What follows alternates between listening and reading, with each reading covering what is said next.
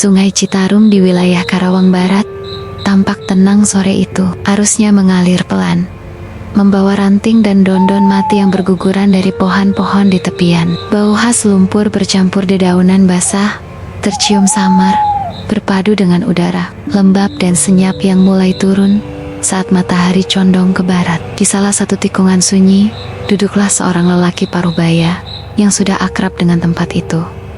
Junedi, warga desa Cilebar, mengenalnya sebagai pria sederhana, ramah, dan jarang bicara banyak. Ia selalu membawa ember cat bekas dan sebilah tongkat pancing kayu yang usianya sudah lebih tua dari anak bungsunya. Tak pernah muluk-muluk, hasil tangkapan Junedi selalu cukup. Istrinya akan membersihkan ikan-ikan sungai itu menggerenya dengan sambal bawang, dan anak-anaknya menyantap dengan lahap. Bagi keluarga Junedi, hidup memang tidak berlebih, tapi selalu ada setiap minggu. Ia menyempatkan diri memancing, meski harus berjalan jauh menyusuri pematang sawah dan rimbunan. Ilalang tinggi, tak ada yang aneh dari rutinitas itu. Bahkan kadang warga yang lewat hanya melambai dan menyapa singkat. Tahu bahwa Junedi lebih senang tenang dengan suara alam daripada terlibat dalam obrolan panjang.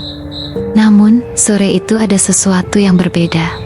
Angin yang biasanya membawa suara jangkrik dan desir daun terasa berat dan kaku. Langit memang belum gelap, tapi awan tampak menggumpal lambat dari arah utara. Tak ada hujan, tak ada badai, namun udara mendadak menekan, seolah seluruh alam bersikap hati-hati. Junedi duduk di batu besar di tepi sungai, tempat favoritnya sejak muda. Tangan tuanya masih sigap melempar umpan, mata terpejam sebentar untuk menikmati ketenangan. Tapi tak lama kemudian, pandangannya terpaku pada riak air tak jauh dari sana. Ia melihat gelembang-gelembang kecil muncul berderet, lalu hilang begitu saja. Hal yang biasa, pikirnya. Mungkin hanya belut atau ikan gabus yang naik ke permukaan. Ia memasang umpan terakhir sore itu. Waktunya hanya sampai maghrib. Karena Eatek pernah betah terlalu lama setelah matahari hilang di balik cakrawala. Tapi sawar itu, ia merasa si kenekan waktunya tersedot. Ketika kailnya tenggelam untuk yang terakhir kalinya, tak ada perlawanan, hanya tarikan lembut, seolah sesuatu dari dasar sungai mengikuti tanpa ragu. 5 menit, 10 menit. Kailnya tak ditarik, tapi tetap berat. Ia mulai menggulung tali perlahan. Yang muncul dari air adalah ikan, panjang sekitar 3 jengkal, berwarna gelap seperti lumpur pekat. Bentuknya tak aneh, namun matanya terlihat kosong, besar, seperti mengandung sesuatu yang belum selesai. Bukan jenis ikan yang pernah ia lihat, tapi tak ada sisik, tak ada tanda aneh. Hanya ikan gelap dengan sirip nyaris tak bergerak. Alhamdulillah, gumamnya pelan. Ia memasukkan ikan itu ke dalam ember, membasuh tangannya, dan bergegas pulang. Karena langit mulai pucat kibu-apuan, dia tak tahu dan tak pernah akan tahu bahwa apa yang dibawanya sore itu bukan sekadar ikan. Ia telah membawa pulang sesuatu yang tak seharusnya disentuh manusia. 1 minggu setelah tangkapan terakhirnya, Junedi kembali membawa peralatan pancing tua itu, menyusuri jalan setapak di belakang sawah yang mulai mengering. Langkahnya lambat, lebih karena ingin menikmati waktu sendiri bukan karena tapi hari itu berbeda. Ia tak menuju tempat biasa di tikungan sungai. Entah dorongan apa, ia terus berjalan melewati jalan kecil di balik rumpun bambu, menuju ke arah yang bahkan jarang dilalui anak-anak gembala. Tempat itu dikenal warga sebagai Simpang 3 Air Mati. Nama itu muncul karena aliran sungai membentuk percabangan kecil yang mengarah ke cekungan dalam, namun tak mengalir kemana-mana. Airnya tampak hitam kehijauan, tenang seperti kolam tak bernyawa. Dahan pohon beringin tua menjuntai ke permukaan, menciptakan bayangan gelap, seperti tangan melambai. Perlahan, orang-orang desa biasanya menghindari tempat ini, bukan karena cerita menyeramkan, tapi karena rasanya tidak nyaman. Beberapa warga pernah berkata bahwa setiap kali lewat situ, dada terasa berat, langkah jadi ragu, dan ada sensasi seperti dilihat dari kejauhan. Tapi bagi Junedi, itu cuma perasaan. Sungai ya tetap sungai. Tidak semua tempat tenang berarti menakutkan. Mungkin malah lebih banyak ikan, pikirnya. Apalagi tempat ini jelas belum banyak disentuh orang. Ia duduk di atas akar beringin yang mencuat ke tepi sungai, seperti bangku alami yang menanti pemancing datang. Air di hadapannya diam, tak beriak, meski daun jatuh terus-menerus dari pohon di atasnya. Udara lebih dingin di sini. Matahari sore tertahan oleh rimbunnya daun, menciptakan bayangan kelabu di sekelilingnya. Tak ada jangkrik, tak ada burung, hanya detak jantung dan suara pelan air yang tak bergema. Saat Kyle dilempar ke tengah cekungan, tali pancing tenggelam secepat ditarik arus. Tapi airnya tetap tampak tak bergerak, seperti diserap ke kedalaman yang lebih dalam dari yang bisa dilihat mata. Junaidi menunggu 1 jam. Tak ada ikan, tapi ia tidak merasa bosan. Entah kenapa, tubuhnya terasa betah, seperti dihipnotis oleh ketenangan yang ganjil. Saat ia hendak bangkit, tali pancing tiba-tiba bergerak pelan, bukan sentakan, tapi tarikan halus, seolah sesuatu dari bawah sekadar memegang, bukan menggigit. Ia bersiap menarik, tapi saat menggulung tali, ia merasa seperti menyentuh sesuatu yang dingin, bukan air. Tangannya gemetar tanpa sebab, meski cuaca tidak terlalu dingin. Saat Kyle muncul ke permukaan, tidak ada umpan, tidak ada ikan, hanya jejak lendir kehitaman di ujung kawat dan aroma amis yang tiba-tiba menyebar. Saat ia menunduk, ia mengira melihat bayangan di dalam air, seperti sosok kecil berdiri di dasar, menatap ke atas. Tapi saat ia berkedip, bayangan itu hilang. Junaidi bergeming sejenak, lalu tertawa kecil, menenangkan diri sendiri. Mungkin hanya bayangan pohon atau refleksi sinar. Ia membereskan peralatan dengan tenang. Tapi saat bangkit, ia melihat sesuatu di akar pohon tempatnya duduk. Bekas tangan kecil 4 jari menekan lembut tanah basah. Tak lebih dari beberapa jam yang lalu, ia pulang sore itu tanpa ikan. Tapi malamnya, ia bermimpi tenggelam perlahan di sungai, dan suara anak kecil memanggil dari kejauhan, lirih dan berulang-ulang. "Ayah, tolong aku, ayah." Dan saat terbangun, bantalnya basah seperti habis disiram air. Hari ketiga Junaidi kembali. Ke tempat itu, langit tampak cerah, namun sepi dari burung-burung. Ia tak lagi ragu memilih Simpang 3 Air Mati sebagai tempat favorit barunya. Meski ia tak mengatakannya, dalam hati ia merasa seperti dipanggil ke sana. Ada rasa ingin kembali yang tak bisa dijelaskan, semacam ikatan aneh, seperti utang yang harus dilunasi. Ia duduk di akar pohon seperti biasa, melempar Kyle ke tengah cekungan hitam. Umpan terakhir dilemparkan setelah 3 jam menunggu tanpa hasil. Saat ia hendak menarik kembali, tiba-tiba pancingnya seperti tersangkut. Tak seperti biasanya, tarikan itu berat, tapi tak menggigit, tak berontak, diam. Junaidi perlahan menggulung tali. Ujung pancing muncul pertama, diikuti oleh kepala ikan besar yang perlahan muncul dari kegelapan air. Tubuhnya penuh lendir, licin, dan hitam kelam seperti batu basah. Tak ada sisik, dagingnya licin seperti ular besar, siripnya nyaris tak terlihat, dan matanya itu yang membuat Junaidi membeku sejenak. Mata ikan itu tidak bergerak. Tasardan, bening, tapi bukan bening biasa seolah berkaca-kaca, seperti menahan tangis. Ada ekspresi sedih, marah, atau entah apa. Bukan ekspresi seekor ikan biasa. Ikan itu tak bergerak sedikit pun. Bahkan saat dimasukkan ke dalam ember Ea Tetep Dayem, hanya menatap langit terbuka. Junaidi sempat merasa tak enak hati. Iris yang membuat perutnya dingin. Tapi ia hanya menutup embernya dan bergegas pulang sebelum matahari benar-benar jatuh. Sesampainya di rumah, istrinya sempat mengerutkan dahi melihat isi ember itu. Biasanya ikan-ikan hasil tangkapan masih bergerak atau berwarna segar. Tapi yang satu ini mati. Tapi tidak seperti ikan mati. Tubuhnya masih hangat, matanya tidak memudar. Ikannya kayak bukan dari sungai, gumam istrinya, sebelum memutuskan untuk membersihkannya dan menggoreng seperti biasa. Tapi daging ikan itu sulit dipotong. Urat-urat hitam tipis, seperti akar, menyebar di bawah kulitnya. Dan anehnya, meski sudah digoreng lama, dagingnya tidak mengeras, tetap lembek, kenyal, dan mengeluarkan bau anyir yang menusuk, bercampur dengan wangi minyak goreng. Malam itu, Junaidi makan dengan lahap seperti biasa, tak peduli rasa aneh yang menyisa di lidahnya. Ia mengira itu hanya pengaruh minyak lama, atau jenis ikan yang tak biasa. Tapi malamnya, Tubuhnya terasa berat. Di tempat tidur keringatnya dingin dan napasnya menjadi pendek. Dalam tidurnya, ia bermimpi lagi. Kali ini, lebih jelas, sosok anak kecil muncul dari air. Tubuhnya berlendir dan bermata hitam. Merangkak naik ke tepian, lalu menatapnya sambil menangis. "Ayah, kenapa ayah bunuh aku?" Suara itu menggema seperti dari dasar sumur.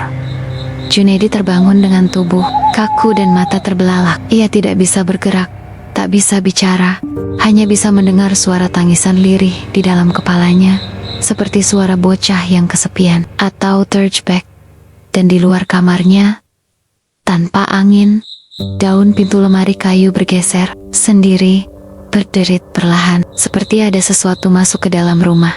Malam harinya, ketika Sarmi hendak menyelimuti tubuh suaminya yang mulai menggigil, Junaidi berbisik tanpa menoleh. "Besok dia datang, ibunya." Sarmi terdiam. Ia tidak mengerti maksudnya. Tapi, di luar rumah, angin yang berhembus membawa aroma, air lumpur, dan bau anyir darah. Pohon jambu bergoyang pelan, padahal tak ada angin besar. Dan dari sela-sela angin malam, terdengar satu suara lirih. Dari kejauhan, "Kau bunuh anakku." Hari kedua setelah mimpi dan kerasukan pertama itu menjadi titik perubahan besar dalam perilaku Junaidi. Pria yang biasanya pendiam dan penyayang, kini berubah seperti seseorang yang tak dikenal keluarga maupun tetangganya. Pagi itu, ia duduk lama di teras rumah, memandangi halaman kosong dengan tatapan kosong pula. Ketika anaknya, Fajar, mencoba mendekat dan menanyakan apakah ia lapar, Junaidi mendesis tajam tanpa berpaling. "Jangan ganggu aku." Suaranya keras, dingin, dan penuh tekanan. Fajar mundur ketakutan. Tak lama kemudian, Sarmi menawari sarapan, namun belum sempat menyodorkan piring, Junaidi menamparnya ringan di tangan, cukup untuk membuat piring bergoyang dan hampir jatuh. "Jangan kau bawa makanan dari dapur ke aku. Dapur itu tempat keramat sekarang," bentaknya. Matanya membelalak, penuh amarah. Sarmi hanya bisa menatapnya dengan wajah ngeri. Ia tak berani melawan, tapi juga tak paham apa yang terjadi. Ia tahu suaminya sedang tidak seperti biasanya, tapi tak ada yang bisa menjelaskan perubahan itu. Sejak saat itu, Junaidi melarang siapapun masuk ke dapur. Ia bahkan menggembok pintunya dari dalam. Malam-malam ia masuk sendiri ke sana, berdiam dalam gelap berjam-jam tanpa suara. Sesekali tetangga yang rumahnya berdekatan mengaku mendengar suara rintihan dari dalam dapur, seperti suara anak kecil yang menangis tertahan. Sarmi yang mencoba memberanikan diri masuk ke dapur keesokan paginya, mendapati pintu sudah dikunci rapat. Kuncinya tidak seperti biasa, bukan kunci rumah, melainkan potongan kawat panjang yang dililit di gagang pintu, dengan bunga melati kering tergantung di simpulnya. Entah dari mana datangnya. Ketika ia mencoba bertanya, Junaidi menggebrak meja. "Makan. Dapur itu bukan tempatmu lagi. Itu tempat mereka. Kau mau mereka marah." "Siapa mereka, Jun?" Sarmi bertanya pelan. Suaranya gemetar. Junaidi menoleh perlahan. Wajahnya gelap, tak menyiratkan sedikit pun empati. "Ibunya sudah datang," katanya datar. Dan dia marah. Sejak saat itu, setiap kali malam tiba, Junaidi tak tidur di kamar. Ia duduk sendiri di dekat pintu dapur, membelakangi ruangan lain, seperti penjaga yang melindungi sesuatu atau menahan sesuatu agar tidak keluar. Dan malam itu, Sarmi bangun karena mendengar Junaidi berbicara lirih, seolah sedang berdialog dengan seseorang. "Aku tidak tahu dia anakmu. Aku pikir itu cuma ikan. Aku cuma mancing." Lalu terdengar suara benda jatuh dari dapur. Sarmi tidak berani mendekat. Yang terdengar setelahnya hanyalah tangisan. Tapi kali ini bukan dari Fajar, bukan pula dari mimpi. Tangisan itu terdengar nyata, basah, lirih dari balik pintu dapur, seperti anak kecil yang menangis karena kehilangan dan seorang ibu yang menyaksikan anaknya dijadikan santapan tanpa tahu alasan. Hari ketiga dimulai dengan keheningan yang tidak biasa. Udara di dalam rumah Junaidi tak seperti biasanya. Meski pagi telah tiba, hawa dingin yang menusuk tulang masih menggantung di setiap sudut, terutama di dekat dapur yang sejak 2 hari terakhir menjadi pusat keganjilan. Sarmi merasakan ada yang janggal ketika melewati lorong menuju sumur belakang. Bau amis yang menyengat tiba-tiba menyergap hidungnya, bukan bau ikan segar, melainkan bau amis yang tua, seperti darah basi bercampur lumpur sungai. Bau itu semakin tajam tiap kali ia mendekati pintu dapur, seolah menembus celah kayu yang tertutup rapat. Ketika ia menempelkan telinga ke pintu dapur, suhu kayu terasa dingin bagai es batu. Tidak masuk akal. Hari itu matahari cukup terik, namun suhu di dalam ruangan itu seperti tengah malam di pegunungan. Ia menarik napas dalam dan kembali ke dalam rumah, mencoba tak memikirkan hal itu terlalu jauh. Namun malamnya, segalanya berubah semakin nyata. Sekitar pukul 2 dini hari, Sarmi yang tengah tidur tiba-tiba terbangun oleh suara letupan kecil cekrek, seperti suara gas kompor yang mulai menyala. Awalnya ia mengira mimpi, tapi bau yang menyusul membuyarkan keraguannya. Bau amis itu kembali, lebih kuat, lebih pekat, seperti darah ikan yang direbus bersamaan dengan air dari kubangan. Dengan langkah pelan, ia keluar dari kamar, mendekati lorong menuju dapur. Langkahnya terhenti saat melihat cahaya oranye kecil menyala dari celah pintu kayu dapur. Kompor gas menyala sendiri. Api biru menyala pelan di atas tungku, tanpa siapapun. Di sana, tidak ada panci, tidak ada wajan, hanya nyala api yang tenang dan teratur, seolah sedang menunggu sesuatu. Sarmi membeku di tempat, namun sebelum ia sempat berpaling, suara pelan terdengar dari balik pintu. Dia suka digoreng. Suara itu bukan milik Junaid, bukan suara siapa pun yang dikenalnya. Suaranya parau, rendah, dan seperti berasal dari dalam perut bumi. Sarmi mundur perlahan. Air mata mengalir tanpa bisa dicegah. Ia tahu sesuatu sedang menetap di dalam rumah ini. Sesuatu yang tidak terlihat, tapi sangat nyata. Pagi harinya, Sarmi menemukan bekas tapak kecil berair di lantai dekat dapur. Tapak kaki anak-anak basah mengarah ke tungku yang malam itu menyala sendiri, lalu menghilang di dekat meja makan. Dan ketika ia kembali ke kamar, Junaidi sudah bangun, duduk dengan mata terbuka lebar, berkata lirih. Mereka sudah mulai memasak. Malam itu, bukan hanya Junaidi yang dihantui bayangan. Di rumah kecil itu, Sarmi dan Fajar juga mengalami mimpi aneh dan mengerikan yang sama, seolah mereka terhubung oleh satu roh yang sama. Sarmi bermimpi didatangi seorang perempuan tua. Sosoknya lusuh dan berurai air mata. Wajahnya penuh luka, sorot matanya kosong, tapi penuh kesedihan yang dalam. Perempuan itu duduk di pinggir sungai, tempat yang gelap dan sunyi, sambil terus menangis tanpa suara.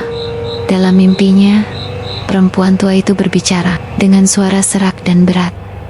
Anakku telah dicuri dan dibunuh oleh manusia. Sarmi mencoba meraih tangan perempuan itu, tetapi sosok itu terus menjauh, seolah tenggelam dalam kabut tebal yang menyelimuti sungai. Pada waktu yang hampir bersamaan, Fajar juga bermimpi melihat sosok yang sama. Namun dalam mimpinya, ia berada di sebuah rumah kosong yang remang, dan perempuan tua itu menangis sambil menunjuk ke arah dapur rumah mereka. "Lihat, anakku." Suara perempuan itu menggema dalam mimpinya. "Kau telah mengambilnya.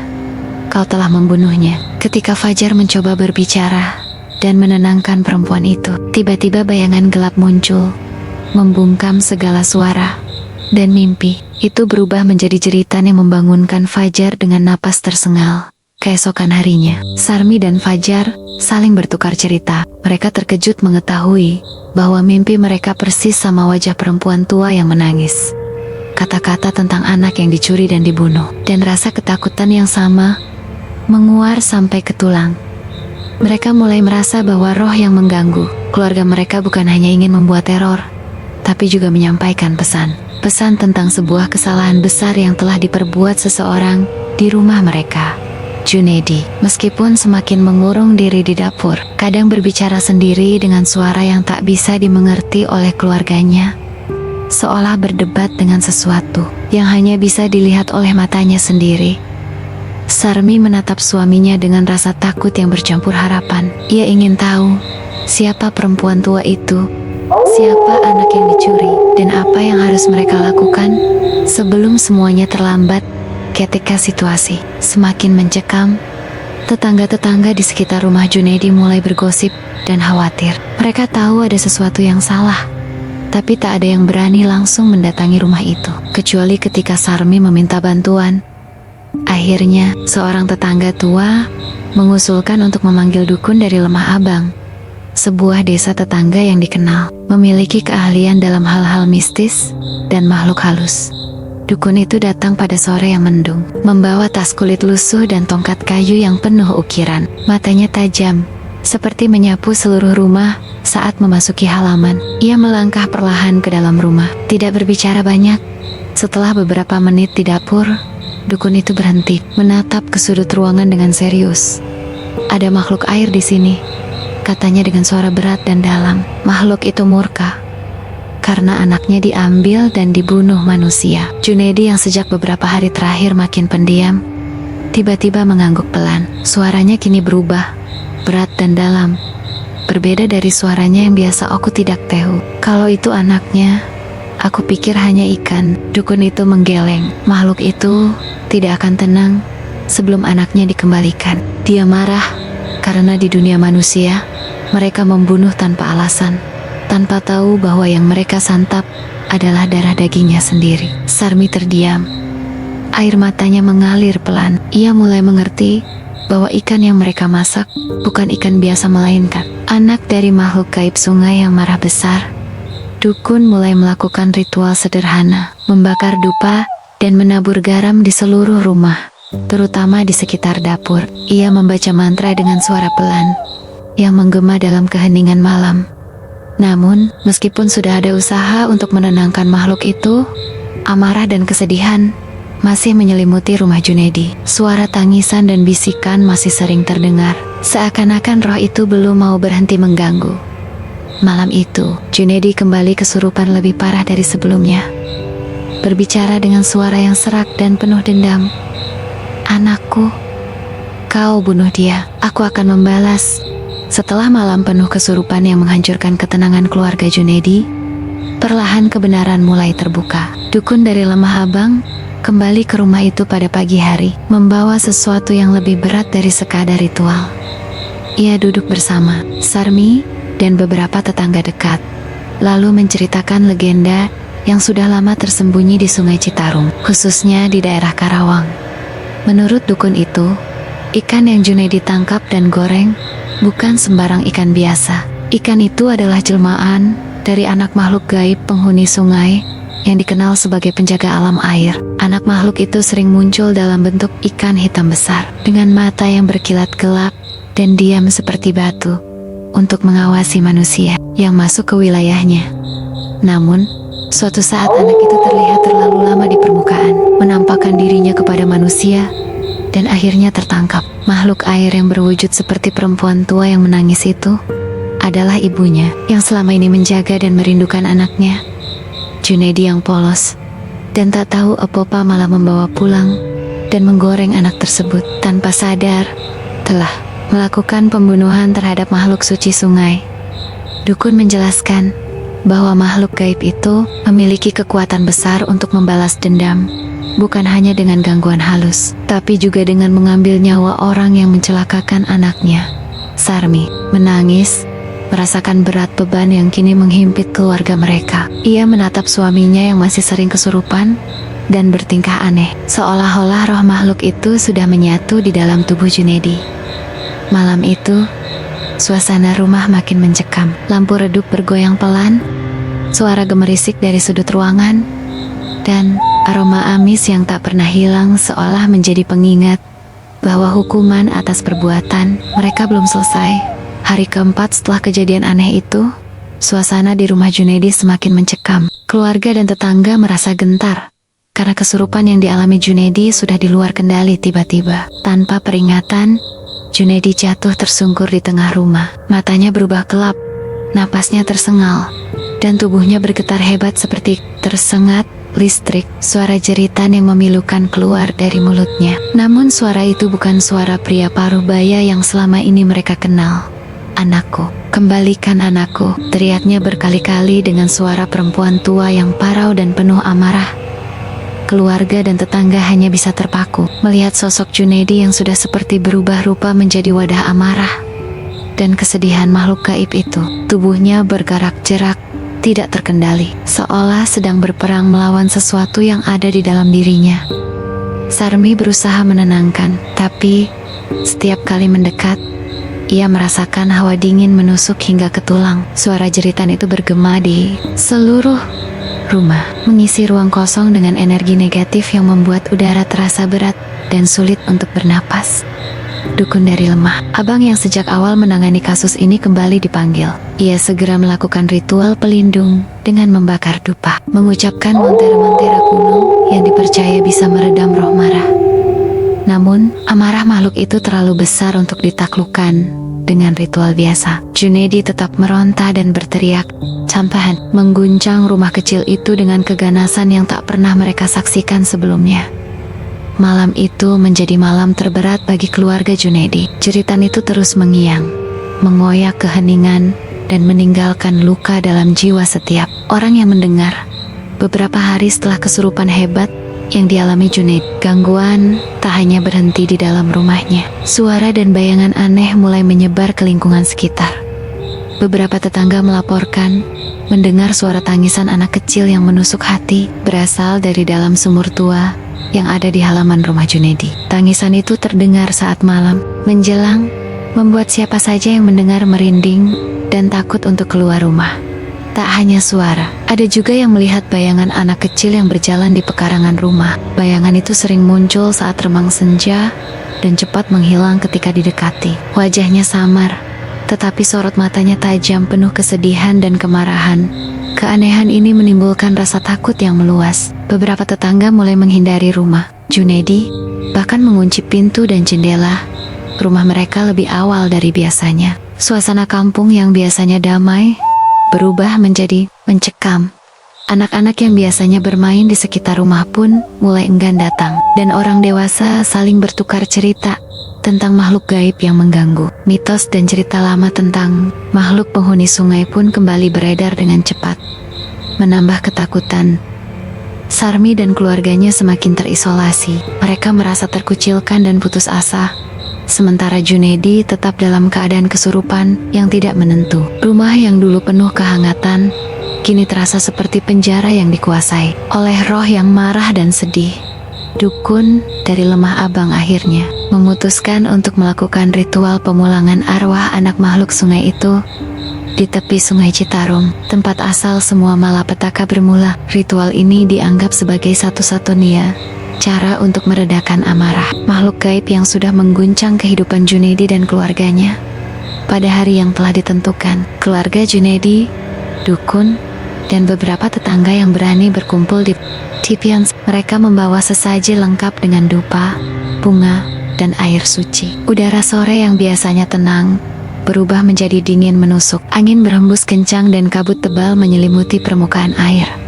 Dukun mulai melantunkan mantra-mantra kuno dengan suara berat, membakar dupa dan menaburkan air suci ke arah sungai. Suasana menjadi hening, penuh ketegangan. Semua berharap amarah makhluk itu akan reda dan arwah anak sungai bisa kembali ke alamnya dengan damai.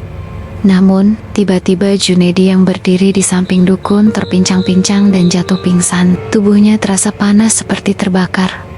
Wajahnya merah padam dan keringat dingin mengucur deras. Ia menggeliat-geliat seperti diliputi rasa sakit yang luar biasa. Dukun berusaha menenangkan, tapi kekuatan gaib yang menguasai Junaidi semakin kuat dan menggila. Angin bertiup semakin kencang, membawa suara jeritan dan tangisan yang memilukan dari arah sungai. Semua yang hadir merasakan hawa negatif yang semakin pekat. Ritual yang seharusnya membawa kedamaian itu berubah menjadi pertarungan antara manusia dan makhluk halus yang tidak mau mengalah. Ritual itu gagal total. Amarah makhluk sungai malah bertambah menjadi jedih, meninggalkan ancaman yang lebih menakutkan bagi Junaidi dan seluruh kampung. Sejak ritual gagal di tepian sungai Citarum, kondisi Junaidi semakin memburuk. Setiap malam, tubuhnya tampak membiru, seperti lebam, bekas-bekas yang muncul tanpa ada sebab jelas Ia sering terbangun dengan napas terengah-engah, seolah-olah baru saja mengalami sesuatu yang mengerikan. Sarmi, yang setia mendampinginya, mulai merasa ketakutan saat mendengar pengakuan suaminya. Ketika aku tidur, ada yang mencekik leherku. Tangannya dingin dan kuat. Aku tidak bisa berteriak, hanya bisa merasakan rasa sesak yang menyiksa, kata Junedi dengan suara serak. Selain itu, suara tangisan anak kecil yang memilukan terus terdengar di telinganya setiap malam. Suara itu meminta pembebasan, mengisi kegelapan kamar dengan kesedihan dan keputusasaan. Setiap kali Junedi mencoba bangun dan menyalakan lampu, suara itu seketika hilang. Namun, bekas cekikan dan lebam di tubuhnya tetap nyata dan mengerikan. Tetangga yang sempat melihat kondisi Junedi mulai menyebarkan cerita seram itu. Ketakutan semakin menjadi jeti, membuat keluarga Junedi semakin terisolasi dan dikucilkan. Sarmi merasa putus asa, sementara Junedi mulai kehilangan harapan untuk sembuh dari kutukan yang menimpanya. Malam-malam mereka penuh dengan ketakutan dan rasa sakit yang tak terhingga. Malam itu, malam ketujuh, sejak awal kejadian, suasana di rumah Junedi berubah menjadi sangat mencekam. Semua anggota keluarga berkumpul di ruang tengah, penuh kecemasan dan ketegangan. Junedi kembali kesurupan dengan hebat. Tubuhnya bergetar tak terkendali, dan jeritannya yang pilu memenuhi ruang. Ia meraung-raung seperti seorang ayah yang kehilangan anaknya. Suara tangisnya menusuk jiwa siapa saja yang mendengar. "Anakku, kembalikan anakku," teriaknya berulang-ulang. Suaranya bergema penuh amarah dan kesedihan yang tak tertahankan. Setelah beberapa jam kesurupan, tiba-tiba Junedi berhenti bergerak. Tubuhnya menjadi dingin, napasnya terhenti, dan wajahnya berubah menjadi pucat pasi. Keluarga yang menyaksikan kejadian itu terpaku dalam ketakutan dan kesedihan yang mendalam. Segera mereka memanggil pertolongan, namun nyawa Junedi tak dapat diselamatkan. Malam itu, Junedi menghembuskan nafas terakhirnya di tengah jeritan makhluk yang tak terlihat, meninggalkan sebuah misteri dan luka mendalam bagi keluarganya dan seluruh desa. Pemakaman Junedi berlangsung dengan suasana yang relatif tenang dan hikmat. Warga desa hadir untuk memberikan penghormatan terakhir, meski hati mereka masih dipenuhi rasa takut dan duka yang mendalam. Namun, ada satu hal yang membuat banyak orang merasakan hawa yang berbeda. Wajah Junedi di peti mati terlihat tidak seperti orang yang sedang tidur dengan damai. Matanya terbuka lebar, penuh ketakutan dan kepanikan yang membeku di dalamnya. Beberapa yang hadir mengaku merasakan udara dingin yang menusuk dan desahan halus, seperti bisikan, meskipun tidak ada suara lain yang terdengar secara nyata. Meskipun demikian, tidak ada gangguan supranatural yang muncul saat prosesi berlangsung, dan pemakaman selesai dengan lancar, tanpa insiden aneh. Tetapi ketenangan itu seperti menutupi ketegangan yang sebenarnya masih mengintai, meninggalkan rasa was-was yang sulit dihilangkan. Setelah kematian Junedi, Sarmi bersama anak-anak memutuskan untuk pindah ke rumah kerabat, mencoba menjauh dari kenangan kelam yang menghantui rumah lama mereka. Rumah di tepi sungai Citarum itu kini dibiarkan kosong, sunyi, dan terasa dingin tak seperti biasanya. Warga desa yang melewati rumah itu sering mengeluh, merasakan hawa tak nyaman yang menusuk tulang. Bau amis yang dulu muncul dari dapur masih tersisa seperti bayangan yang tak mau hilang.